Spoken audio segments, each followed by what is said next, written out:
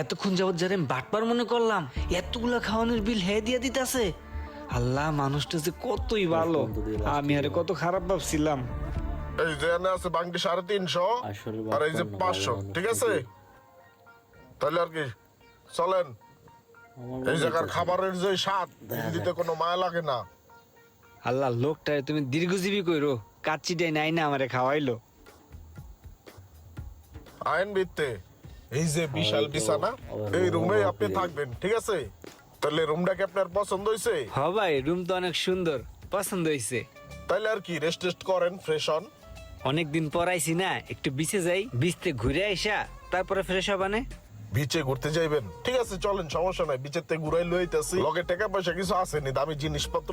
টাকা পয়সা থাকলে ওগুলা রুমে রাখা যান। বিচের পারে লোকজন আছে, সব আতায় মাতায় লয়ে যাবো, বুঝেন নাই?